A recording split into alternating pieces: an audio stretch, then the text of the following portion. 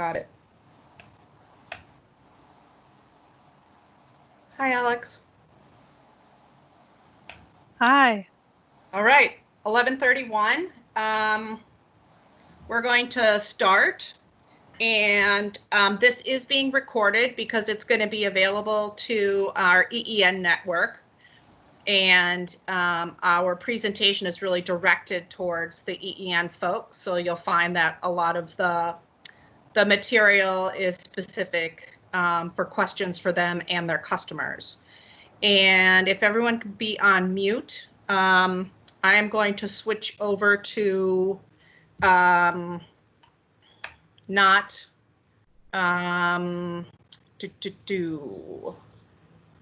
going to turn off my video, and so we can just focus on the presentation. A little background for those of you that haven't met me. My name is Mary Jane Pointer, and I work primarily with Efficiency Vermont, working directly with customers, helping them make efficiency improvements to their commercial and multifamily and large resorts and state buildings. And my background is in mechanical. And my other presenter is. Hi, I'm Alex Rowe. If I haven't met you before, I'm also in the engineering department at Efficiency Vermont with Mary Jane, and I work with commercial and institutional customers. My primary technical focus is HVAC and control systems, and yeah, I work mostly with schools and universities and dairy farms. And my background is in environmental engineering. All right, so we have 1 hour. I asked this to be limited to 1 hour because I feel like anytime you have technical information, it's really hard to get more in your brain than what you can take in for 1 hour. So today we're focusing on rooftop units, and what you will learn today is first we're going to talk about the 3 R's: repair, retrofit, and replace. And so repair is really talks about preventative maintenance. What are the items to look for? Once you get past repair, you're looking at retrofit. So what are some of the energy saving upgrades you could do on a rooftop unit? And then if you find that the unit is no longer valid and it is got too many issues to keep limping along, then it is time to start replacing units. We also try to work with customers that have units, that are 25 years or older, to start thinking about what they want to replace their rooftop units with, so that it isn't a scramble when one fails and their only available product is something that's baseline or even below baseline in terms of energy code and efficiency offerings. Then Alex is going to talk a little bit about controls in with HVAC and rooftop units. And then at the end, we'll talk to you about what is available in terms of incentive programs and technical assistance. So why are rooftop units everywhere? They really are everywhere. It's because you can get everything you need in one box, and they're often your least cost option. They are readily available. They fit in an opening on the roof, and when one dies, you just lift another one up there and you're good to go. Unfortunately, they're often just kind of overlooked. So here's an example that I have shown at previous presentations about, why are they everywhere? Well, here's an example of the University Mall in South Burlington. So I highlighted some of them with red circles, but you can see every single one of those dots is a rooftop unit. And think of all the different retail stores in the mall. Everyone gets their own thermostat. Everyone has their own rooftop unit. But honestly, do you think the person that's in charge of Claire's boutique is paying attention to their rooftop unit? Definitely not. They're just like going to call if they don't get heating or if they don't get cooling. So the reason why we want to focus on them is because they really are oftentimes out of mind. They are ubiquitous. They oftentimes don't get very much maintenance. People don't really focus on them. They may get basic preventative maintenance, like on our old VEIC building, which this is a photo of from 128 Lakeside. We did not have a preventative maintenance contract, and we had like 8 rooftop units. And what we got was someone went up there once a year with a hose and sprayed off the cottonwood on the coils and changed the filter. And unless somebody complained, that was all the preventative maintenance that we got on our rooftop units.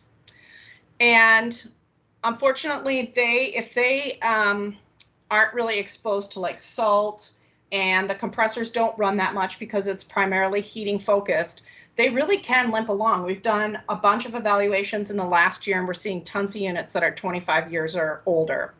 And the owners of these buildings basically say, hey, if it's still working, even though it's not that efficient, I'm just going to keep using it. Even if, let's say, one of the 2 compressors is down, they're still going to keep using it.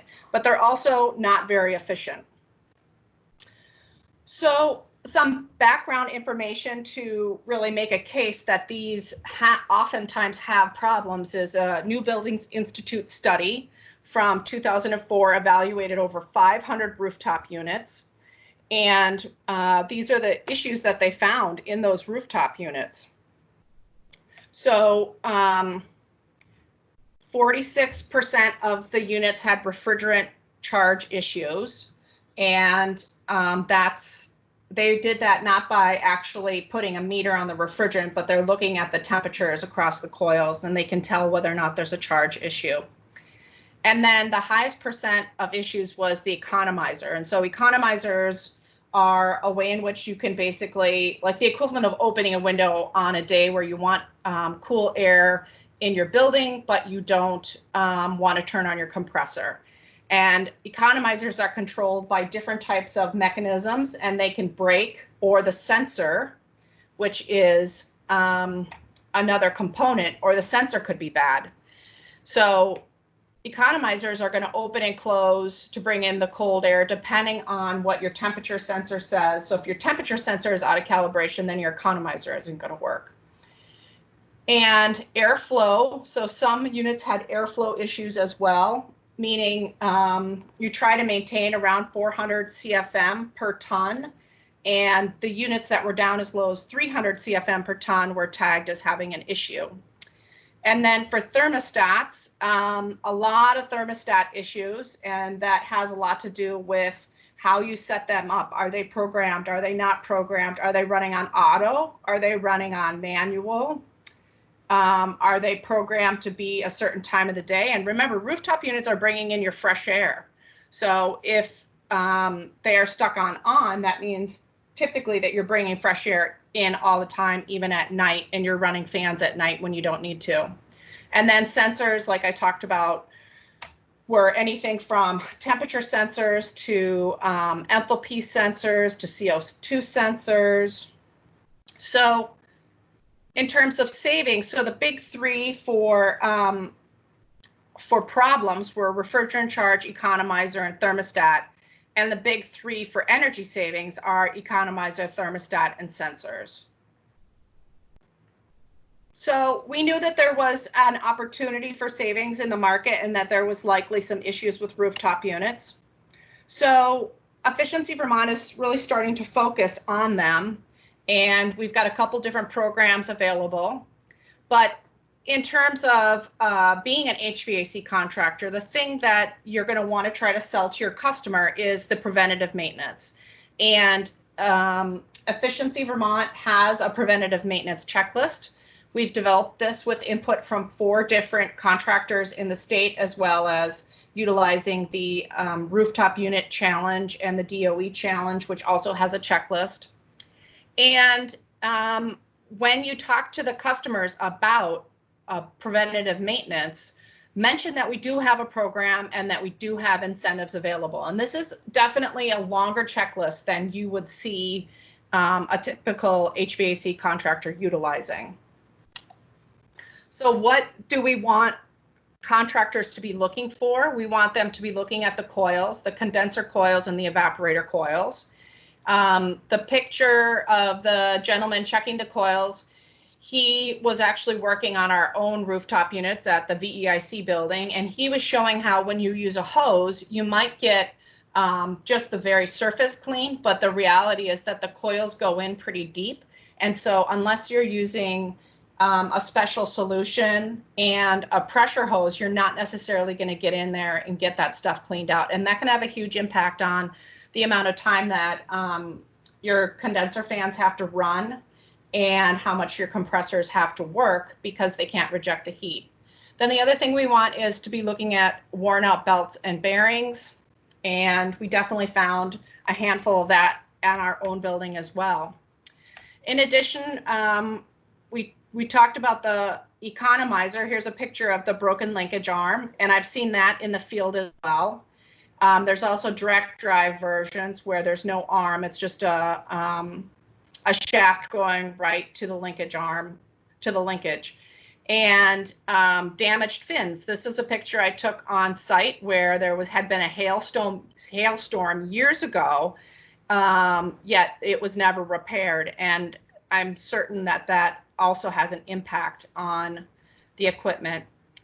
The other things that we want the customer to look at when they are in the field is what ton. So this is all still on the checklist. So it's what ton is the equipment, how old is it, what's the motor horsepower, is it constant volume or is it variable volume, does it have an economizer, is the economizer working, what type of economizer is it being turned on because of a dry bulb temperature, a dual dry bulb, an enthalpy based. What is the ventilation strategy with that economizer? Is the unit running at a certain amount of outdoor air, or is the damper cracked open when it's running in normal mode and not running in economizer mode? What type of belt is it? What is the condition of the belt and the sheaves? What is your, how is your thermostat set up? So this is the type of information that we would want the contractor to collect when they're on site, utilizing our Efficiency Vermont check sheet. And then once, when they're in the process of just evaluating the units, the other things that we want them to think of and to keep note of so that they can report back to the customer is what is the, so these are the key things that could then have a significant impact on energy usage, I should say. So we want to know about the thermostat because there may be an opportunity to do an advanced wireless thermostat, or maybe it's just a matter of adjusting their existing thermostat. So that's one of the things that we want them to really take note of. And then in terms of the supply fan, the reason why we want to know the motor and whether it's inverter duty is because there might be a possibility of adding a supply fan on the, adding a VFD on the supply van if it is a type of system that just runs at one speed and one CFM all the time. And then also, if the unit doesn't have a CO2 sensor to do demand control, that this might be something that the customer would be interested in adding on. Let me note that right now, the CDC and the WHO and ASHRAE are recommending to disable demand control ventilation, but within a year or two, or sooner, it may be something that you would want to implement. And then the reason for checking the economizer and the economizer type is that you could potentially upgrade to a more advanced type of economizer that would give you additional savings. And then the reason for looking at the belt is an opportunity to look at a notched V belt, which will give you about 2% savings. So here's just a quick example of the thermostat modes. So let's see if I have a picture of a thermostat. I have one somewhere else. So with a thermostat here, you can see you have fan in on mode or auto mode. And this is more like a residential in that a more advanced one would let you program time of day. So fan mode on, even if the building is occupied from 6 to 6, the fan mode fan runs all the time. And then if you're running an auto, you're going to have the fan only come on when a zone calls for heating or cooling. So if you're relying on your rooftop unit for ventilation air as well, you're only getting ventilation whenever one of these, whenever there's a need for the thermostat to come on. The thermostat calls for some heating or cooling, and the compressor or the furnace comes on, and then you will get fresh air. Otherwise, you won't. So here's a more advanced, whether using an advanced thermostat that's wireless or one that's hardwired, where you can have the fan run during occupied hours, and that to ensure that you get ventilation, and then only if you need to meet set point in the off hours will the fan come on and provide heating and cooling to that space. So another huge efficiency opportunity is a VFD on the supply fan. That would be in cases where the existing building, the existing rooftop unit is constant volume, meaning that when the fan kicks on, it's always the same CFM. It never changes. So here's a photo of a VFD being installed on one of our rooftop units at our old VEIC building. And we have found that these save like 50 to 60% on fan energy. And it's even cost effective for small horsepower, as much as 1 horsepower or greater. So when the contractor's on site, you want to know whether or not it's inverter duty, and you need to start thinking about how you're going to control that VFD. What are the inputs going to be? Here's an example of the possible ways that it's set up. So when the rooftop unit comes on at 6 o'clock in the morning, but there's no need for heating or cooling, it will just go to 45% fan speed, which is 80% savings. And then let's say you have a 10-ton rooftop unit. So stage 1 comes on, the 5 tons, and that will bring your fan speed to 75%, and that's 47% savings.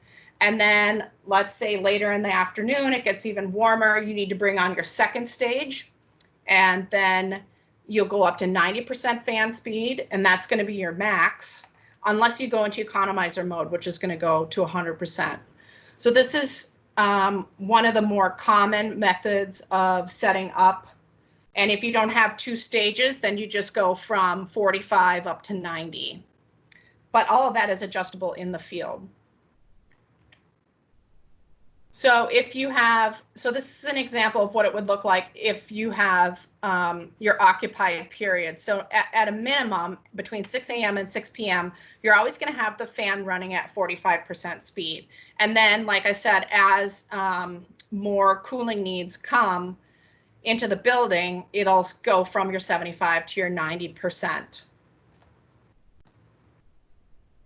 Now, in the wintertime, if you have a 2-speed furnace or a two-stage furnace, you can utilize the 2 speeds as well. Otherwise, in the wintertime, it would just go to 90 whenever the furnace in the rooftop unit kicked on. So the next opportunity is demand-controlled ventilation, and this would be a great opportunity in buildings where you have variable occupancy. And basically what the contractor would do is add a CO2 sensor on the return side of the rooftop unit to measure the parts per million of CO2. And then depending on the threshold that is set, once it goes over a certain threshold, which could be, 700 or 800 ppm, then it brings in more outdoor air. Like I said, right now, the recommendation is to disable these, but this is a fantastic savings in the heating season, because it means you're bringing in less outdoor air. So if the building is supposed to come online at 6 a.m., your rooftop units turn on at 6 a.m., but nobody's in the building, there's no reason to have the maximum amount of fresh air being brought into the building. You can have just a little bit, and then as more people come into the building, you can increase the amount of air.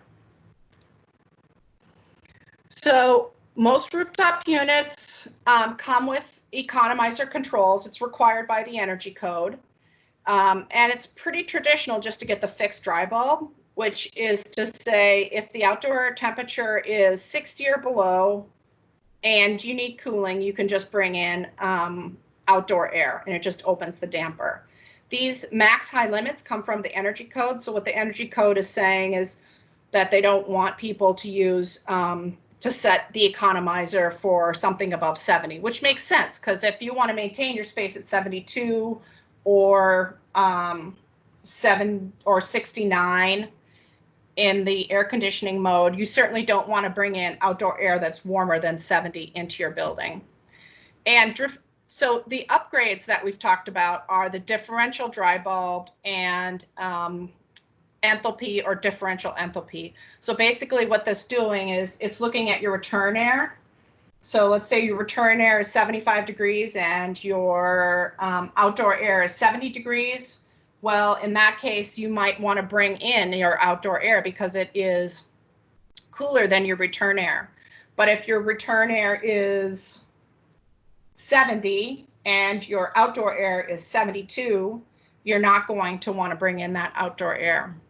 And that's the same concept with the differential enthalpy. So it's looking at the moisture of the air leaving your building or on the return side, and then the moisture of the air outside. And it's not going to want to bring in moist cool air if you've got moist dry air leaving the building. That will have a lower enthalpy. So these are all these different types of advanced controllers that are out there. The two that I pulled are Honeywell and Belimo. They have a bit more robust sensors that aren't going to go out of calibration and allow you to do some programming to meet all of these max high limits that you want to set up for your building. And the last efficiency measure that is small amount of savings but an easy fix is the notched V-belts. So these are direct replacements for the belts that are already in the field, meaning you don't need to do anything different. It's just a matter of picking a different belt. And we see about a 2% savings on these.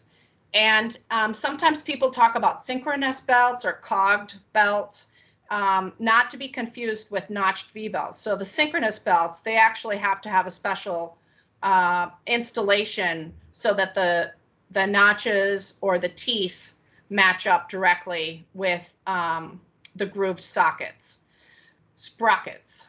So that is an application for larger industrial applications, and that's not what we're talking about today. We're just talking about the notched V-belts.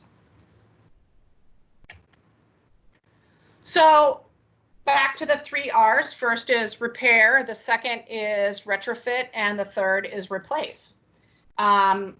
If the contractor is able to convince their customer that it's time to replace their rooftop unit because it's just about to fail, or maybe it has failed, these are the things to consider talking to your customer about. So one is, if you switch from one manufacturer to another, you may have issues with the curb. So the dimensions of the rooftop unit might be a little different and you might have to put on a curb adapter. So oftentimes people stick with the same manufacturer to avoid that. Could the customer potentially buy a smaller sized unit? And that would save them money on the front end, as well as potentially reduce their demand charge. And then adding a VFD on the supply fan, even on a small unit, is worth it. So make sure you talk to your customer about getting a VFD on the supply fan. Now, if this was new construction, the VFD would be required on most rooftop units. It's over a certain horsepower. Then in terms of economizer control, again, if it's new construction, economizers are pretty much required. But let's say your building didn't have an economizer or had a broken economizer. This is the time to talk to your customer about putting maybe a slightly more advanced one with a differential. And then it's really important to talk to the customer about the ventilation. So right now, during the COVID pandemic, ASHRAE and the other leaders are recommending that we increase the amount of outdoor air to do some flushing, as well as daily operation to increase the amount of outdoor air. And the existing rooftop units are not meant to operate at high levels of outdoor air. Their coils aren't sized appropriately. So that's something that you may want to look into.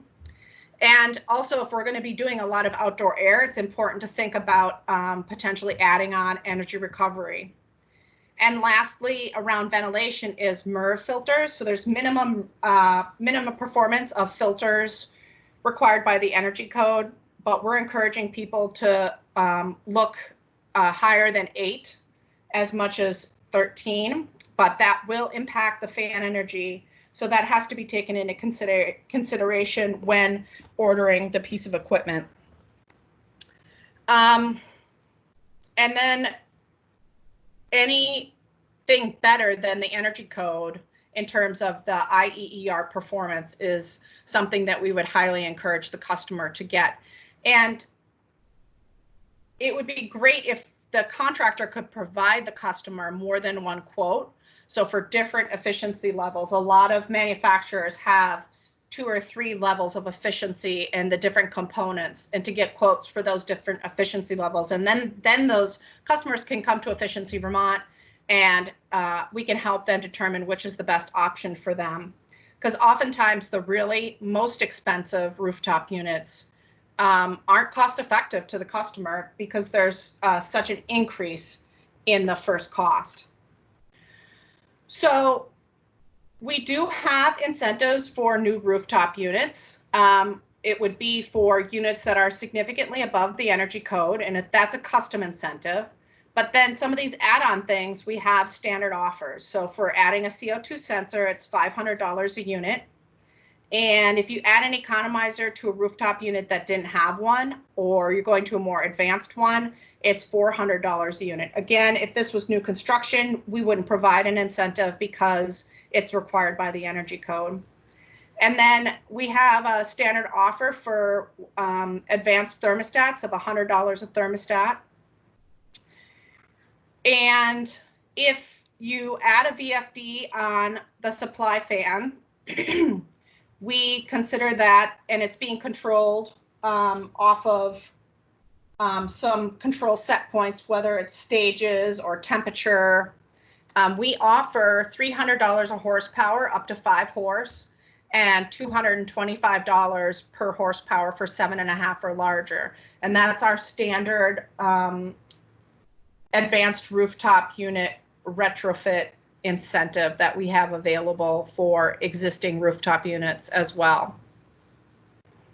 Again, if it was new construction, the supply fan would be required, so we wouldn't provide an incentive. But if you had an existing rooftop unit that didn't have one and you're buying a new rooftop unit to replace it, we consider that an upgrade. And then anytime you add energy recovery to a rooftop unit, we would consider that a custom incentive as well. And I want to make mention for any contractors that are working with customers in Vermont gas territory or Burlington Electric, that it's important to talk to them about what incentives they may have available. For Vermont gas, it would be anything related to fuel savings, so CO2 sensors or energy recovery. I did not mention anything here about asking for a more efficient furnace in the rooftop unit, and that's primarily because right now on the market, they're almost all the same. They're all at about 80% AFUE. So getting something that's condensing on a roof, just really nothing like that is really available. So we also have a RTU retro commissioning pilot program, and this would be for those existing rooftop units. So what we're looking for is we're looking for customers that have many existing rooftop units that may not be on a preventative maintenance program or a minimal preventative maintenance program, or maybe customers that have moved into a new building and that they have a whole bunch of rooftop units and they're not really sure how they're performing and how they're set up. We're looking for rooftop units that are between 5 and 30 tons and between 3 and 25 years old. So when you're out meeting with your customers, these are the types of rooftop units that we're looking for. So that's the first step, is just qualifying, trying to find some good candidates. Then the second is to have the contractor evaluate the rooftop unit. So this is very similar to our other building retro commissioning program. except for this is specific to rooftop units. So we would have the contractor use our Efficiency Vermont checklist, and they would evaluate the rooftop units, and they would be looking at all of those items that we have already talked about, refrigerant charge, economizer, sensors, how the thermostats are set up. Is it constant volume? Is it variable volume? Do they have dry bulb economizer? What is the condition of the belt? What is the condition of the coils? And the contractor would be responsible then to provide a list of maintenance items, and then also provide a list of efficiency recommendations and the associated costs. And then the third step is the implementation. So first we want to fix all the maintenance items. Always, you want to have a rooftop unit that's in really good working condition before you add any efficiency measures. So fix maintenance items, clean coils, and then look to do the efficiency upgrades. So we have incentives also for this pilot, similar to the building retro commissioning program. We're offering up to $5,000 towards the valuation of a bunch of rooftop units. And once that evaluation comes back and all the maintenance items have been identified, we're willing to pay up to 50% of the cost. We're willing to pay 50% of the cost up to $5,000 towards those maintenance items. So that could be cleaning coils, it could be replacing belts, it could be fixing an economizer. So we want to get all of that upgraded, and then if the customer comes back and says, here are all my efficiency measures as well that I would like to do based on the contractor evaluation, we have standard offers right now. So for demand controlled ventilation, we're offering $500 per rooftop unit, and the thermostats we're offering $100 per thermostat. The VFDs on the supply fan, that's our enhanced VFD incentive. For economizer, it's $400 per rooftop unit, and then notched V belts, we're offering incentives as well for the different types of belts. So we covered incentives for the high efficiency rooftop units and incentives for the retrofit commissioning pilot. Next, Alex is going to talk about some more advanced controls in buildings with rooftop units and what type of options we have available from Efficiency Vermont for those types of customers. MJ, I think you missed the custom RTU incentives on that page. Yes. I don't know if you wanted to touch on that. Yeah, sure. Alex is correct. Yes, we do have. So let's say your customer doesn't really fit in. What the customer wants to do doesn't really fit in with our retro commissioning pilot, and they're not buying a new rooftop unit. It's something else. Maybe it's just one small item. We always have custom incentives available for customers. So as a contractor, give Efficiency Vermont a ring, and we certainly can work with you on your customers' rooftop units and come up with an incentive that will work for the customer. Great, thank you. So with that being said, I'm just going to talk a little bit about controls related to rooftop units and for your building as a whole.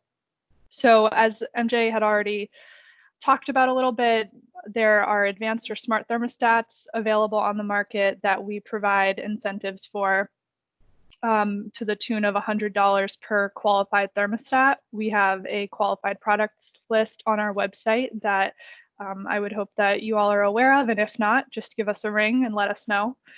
And what these thermostats are is they allow for a plug-and-play replacement of existing dial or programmable thermostats that may be connected to the rooftop unit or other pieces of HVAC equipment in your building. And as opposed to normal programmable thermostats, these connect to the cloud or to a existing building automation system and allow you to control set points in your building on a hour by hour basis. You can change this from your phone, tablet, or a computer anywhere. You don't need to be next to the thermostat on the wall. And you can also tie into current weather data, and it can look at what the temperature is outside and adjust the set point in your building in order to keep that building comfortable regardless of temperature outside. It has the ability to do what people call optimal start-stop, and that is where if you have a schedule in place on that thermostat that says turn this building on into occupied mode at 7 a.m., it's going to start heating up at 5, 6 a.m., whenever it thinks is most appropriate to hit that set point come 7 a.m., depending on the weather outside. So these are all really great features that are available through smart thermostats, and they are a great option for customers who don't have building automation systems or who have lots of standalone manual thermostats across their campus. Next slide, please. So then if we're not just looking at individual thermostats, but we're thinking about the building controls as a whole, if you look at this diagram where the yellow arrow is, that says rooftop unit, that's one piece of your building. There are package controls associated with that, that as an HVAC contractor, you are working on. And then if you zoom out, there are many buildings that have that rooftop unit connected to an entire system for the HVAC in the building. There are individual zone controls. There are ties back to the central plant where you could have a boiler, maybe a chiller, or some centralized air conditioning system. And then many buildings have a server that is where that building automation system lives, that gives you this graphical user interface, which I'll show you on the next page, that allows the user to interact with their building controls from one place in their building. So that's probably a review for many of you. I'm sure you're familiar with this, but when we're talking to customers about their building control systems, their centralized building control systems, it could be called a building automation system, management system, energy management system, direct digital controls. There are a variety of names for these, and basically they just provide that centralized control and allow for monitoring of the mechanical systems in the building, and more advanced ones also control lighting and even security. So like I had already alluded to, the benefits of having this is that it gives you insight into the entire HVAC system. You can control everything from one centralized location, and in more modern systems, you can have remote access into that. So you can, control your building from home or from anywhere, practically from your phone. You can create modular schedules for shutting down equipment or setting things back, and set up alarms and trending of various points in the system, and weekly or monthly reports of what's going on. And then the last benefit that gets into what Efficiency Vermont can really help out with is you can program in control sequences that optimize the HVAC energy consumption in your building. Next slide, please. So here are some questions that you might want to ask if you want to help your customer with their building more than just the rooftop units. So if they are complaining about their utility bills, I go through a whole tank of oil in 2 weeks. Well, that's an indication that there may be some opportunities for optimization in your heating system that may require a more detailed look into the controls and how things are operating. The most basic question for that would be, do you have a schedule in place?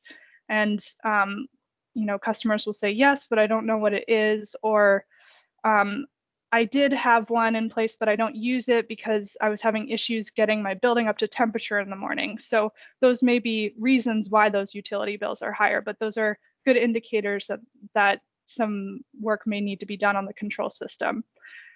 If they say that the diffuser above their heads blowing cold air on them while the baseboard on the wall is shooting tons of heat at them, they might have a simultaneous heating and cooling issue.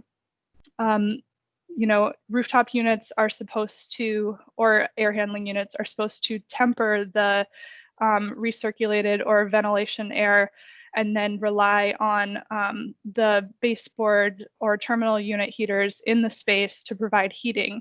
They're not supposed to fight each other. So if they're fighting each other, there may be something to look into in the control system. Another really good question to ask them is, when was the last time you logged into your control system? And I forgot to say this on the last slide, but that server for the BMS is often a computer covered in dust in the janitor's closet that that likely hasn't been used in a while. The customer may not even remember the password. So if that's the case, there are probably opportunities for improvement on the control system if the customer is not actively using the control system. So if any of those issues arise, I would say the next question is to ask them who their controls contractor is. And here are just a few of the main control contractors that service building automation systems in Vermont: Alliance Building Automation, Control Technologies, Temperature Controls of Vermont, and then the larger entities, Johnson Controls and Siemens. And they are really the experts on these systems.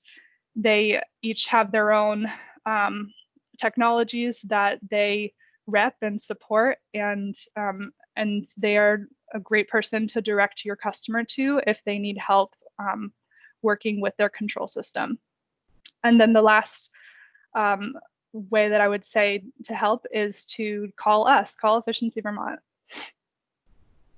Next slide, please. Thank you. So Efficiency Vermont can provide technical assistance with customers with control systems. So we can talk to them about their BMS and help identify what the best next step would be. We could connect them with a controls contractor if they don't have one. We can talk to them about what their building needs are and help determine if it makes sense to do a full-blown assessment of the building control system, or if it is just a matter of tuning what is already there. We can help with that process. The biggest controls program that we have right now is the retro commissioning program, which is not to be confused with the rooftop unit retro commissioning program, but is for building controls in general. And the cell sheet on the right just shows what our offerings through that are. And basically it's to work with a customer and a qualified retro commissioning agent and a controls contractor to optimize the existing controls in a customer's building. And it's a 3-step process that brings you from a evaluation all the way to incentives for implementing optimization opportunities that will save energy. The pay for performance program has been around for a few years now, and that is more of a custom incentive approach where if we get a quote from a customer or a contractor that pertains to optimizing the control system, and savings calculations are going to be a little difficult to do up front, then we can provide a pay for performance offer, which is currently 10 cents per kilowatt hour saved once the project is completed, and we can look at your utility bills. We also provide custom incentives for specific optimization opportunities like scheduling and setbacks, and advanced economizer controls like MJ had mentioned, demand control ventilation, and then more advanced sequences of operation like supplier temperature reset and static pressure reset and optimal start-stop. And in 2021, we are coming out with a HVAC controls program that's going to more standardized offers for for these optimization measures, as well as repair and retuning and resequencing of controls, and software and hardware upgrades, and then a revamped retro commissioning program called existing building commissioning. So these are all the different things that we can support your customers with if they need help with their control system. So yeah, give us a call whenever that comes up for you. Next slide, please. And lastly, I just wanted to put another plug-in for the recommendations that have been coming out in light of COVID-19 associated with HVAC. I know that we've been getting a bunch of calls from customers asking what to do with their HVAC systems now that that air quality is a higher concern than normal. And I'm sure that when you are all on site, that's going to start coming up as well. So the latest guidance is from the CDC, Vermont Department of Health, and ASHRAE, and as pertains to rooftop units, that looks like flushing your building with 100% outside air 2 hours before and after occupancy, upgrading your filters in your HVAC units or rooftop units to the highest MERV level possible. 13 is the goal, but understanding that some fans or systems can't take that pressure drop, the recommendation is just to go as high as possible. Obviously, increasing the amount of outdoor air in your building is going to be prudent at this time, and per ASHRAE, it makes sense to focus on ASHRAE guideline or ASHRAE standard 62.1 for minimum ventilation requirements. And the goal is to try to get our customers' buildings to exceed that standard by 30% in order to, really minimize the transmission of viruses through the HVAC system. And then, as MJ already mentioned, just disabling demand control ventilation during occupied hours is another good safety tactic during this pandemic period, despite the energy savings that do occur, because it allows you to get that higher percentage of outside air into your building. And here are a couple resources for if you or your customers have questions about that, and you can always call Efficiency Vermont and we can walk through that with you and your customers to figure out what makes sense to change in your building in order to adapt to this new post-pandemic world. All right, thanks, Alex. So that's the end of our presentation. We still have 10 minutes for questions, and if we don't have a lot of questions, I have a few more photos of things that I've taken in the field related to controls that are very entertaining. So we did have some questions on the chat about the rooftop unit savings for the clean and tune and fixing controls, economizers, adding DCV, and we have a TRM that we're going to be utilizing for some of the savings claims that we do not have it official yet, but it's based on an Illinois TRM. And I'm going to be making a tool that will assist in doing that calculation from the TRM. And then for DCV and Economizer, we may be able to use some existing tools. And for temperature setback, we may be able to use the, Alex, what is it called? Our new tool that the modeling Open folks, Studio. the Open Studio, yep, tool. Pat Haller says EEM right. might not know what TRM means.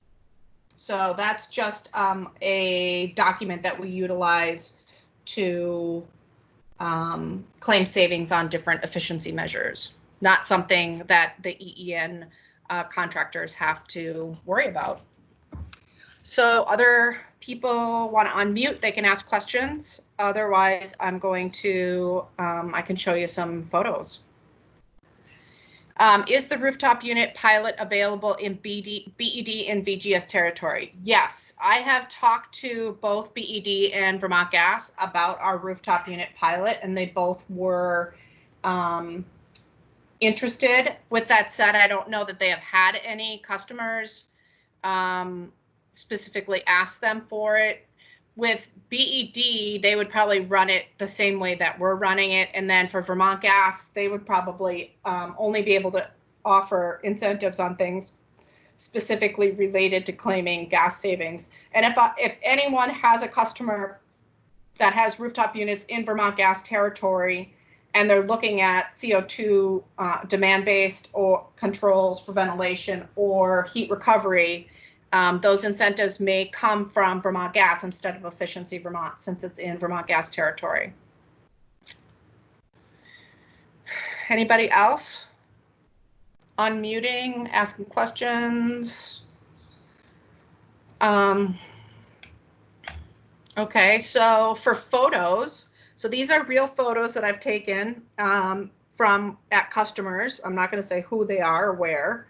But we were on site and I was trying to find the thermostat to control some heat inside of a garage, maintenance garage. And you can see here it is, it's inside this storage. And I don't know how many people knew that it was in there, but obviously they built the storage unit around the thermostat. Here's another customer. This had a lockbox on it, and this would be an example of your dial thermostat, maybe with mercury, maybe without. No other controls besides just on, off, auto, heat, and you dial in the temperature you want. And the people that were in the building, this was their indication of whether it was set at the right temperature. So I thought that was amusing. This is a photo I took when walking in downtown Burlington. Not far from our old building at 128 Lakeside. And this happened to be in an area where there's a lot of cottonwood. And I couldn't help but snap a photo of this poor condenser and how hard it has to work with all of its smushed bugs and cottonwood. And this is a thermostat I took in, of a thermostat that I took in a kind of remote office out in the woods. And I don't know how many years old it is, but I thought it was interesting because it works off of the expansion and contraction of this metal coil. And then I start thinking, like, what is the accuracy of a thermostat where that's how you're functioning? I mean, I think the newer ones also, the newer ones that are not mercury often operate off of that same expansion and contraction. I don't know if anybody has had enough experience with those older thermostats to chime in. And then this is another rooftop unit, again with the cottonwood. It seems like after cottonwood season is done, that's a great time to have your rooftop units cleaned. All right, so that was it. Any other questions? We do have a one-pager for the rooftop unit pilot. And then we have a one-pager on the incentives for the rooftop unit pilot. I also want to mention that if you're working with a customer that has like an older rooftop unit, you know, that's like 20 years old, you're not really going to want to put a VFD or do anything to really make major improvements to that rooftop unit because it's at the end of its life. But Efficiency Vermont is offering a free coil cleaning. So if you're working with a customer that has some rooftop units that may be able to participate in the pilot, the commissioning, retro commissioning pilot, but then they also have some rooftop units that are just in really bad shape and haven't been touched, that we will offer an incentive or basically pay the contractor to do the cleaning of the coils, and we have that TRM to claim the saving. So it's a pretty easy measure for us to claim savings on. So keep that in mind as you're working with customers. All right, 1226. Any other questions? If not, feel free to reach out to the controls TSG or HVAC TSG or to us directly if you think you might have a project. And thanks, everyone. Thanks, Alex. Yeah, thank you, MJ, and thanks, everybody. All right, have a good Friday. Thanks. Bye. Bye.